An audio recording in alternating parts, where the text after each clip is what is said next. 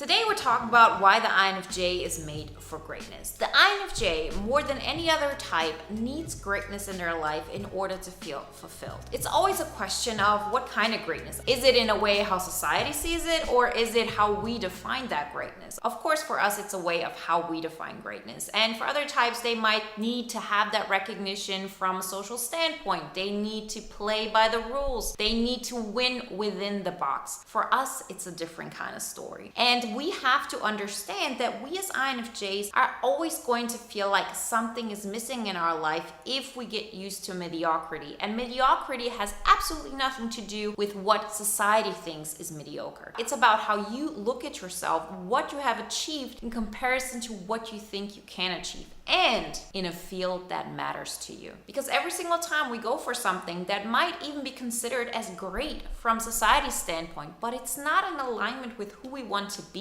it won't matter to us. And of course, we will lose any kind of motivation because we know that this doesn't increase our happiness, it doesn't make us feel more fulfilled, and it definitely doesn't make us feel like we're living that INFJ epic life. By the way, remember this Saturday, we're starting our next bootcamp round, INFJ Epic Life Bootcamp. Be a part of it. You have a couple days left to join, and on Saturday is our first live call. All the information you find in the description. If you are an INFJ who goes through life and says, yeah, I don't feel like I'm tapping into my potential, but I don't really care. I'm completely satisfied with everything and I don't feel like anything is missing. Good for you. But I have never met an INFJ like that. I've never met an INFJ who actually says, I'm not tapping into my potential. I feel completely fulfilled. Most of us go through life thinking something is missing unless we have already taken the steps into our personal greatness. So why is this something that applies typically for INFJs? I want to give you an example in comparison to an ESTP. An ESTP has the exact same functions as the INFJ, just in reverse. The ESTP, though, starts off with SE, meaning doing things in the real world. They have a lot of strength, a lot of stamina,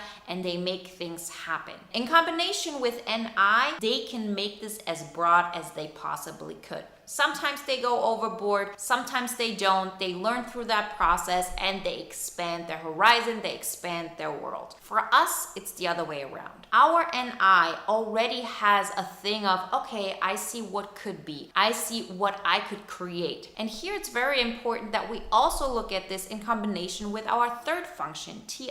Because the NI-TI combination allows us to create something that hasn't existed yet. It's not that you have to create like a new form of living or a new way of understanding things, but very often our potential for greatness comes from creating something that hasn't existed yet. A way how the world could work that makes sense to our mind, but hasn't really been manifested yet. What you also have to take into consideration is that we have TI in our stack, not TE. TE is something that has already been created. It's something that we all can agree on. It's a logic that is undeniable. TI, on the other hand, is a logic that we create. So it's much easier to make people believe that you are building something based on TE because they have seen this before. That's a system that has already been established. Similarly, how it is with us and FE. Our FE is a common language. The way we express ourselves, the way we show up in the world, it's not that unique. It's just that we know how to tap into certain areas. It's how we're able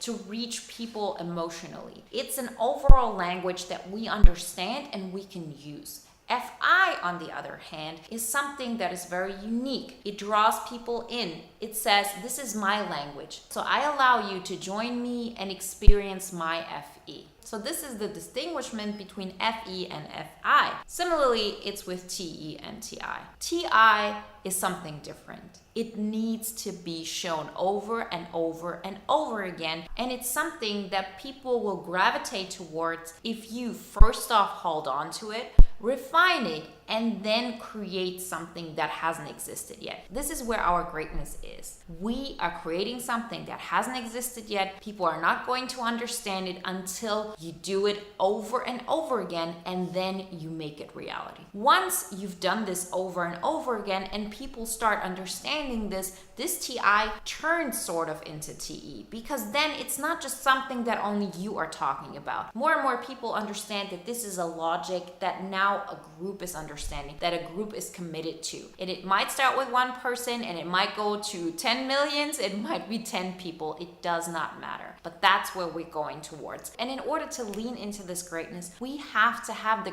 courage to stand on our own, to say no matter what, if I'm not going for this, I will regret this. I know that this will be in the back of my mind until I take that step. And now is the best time to do it. So I'm not going to wait anymore. I'm going to make this happen.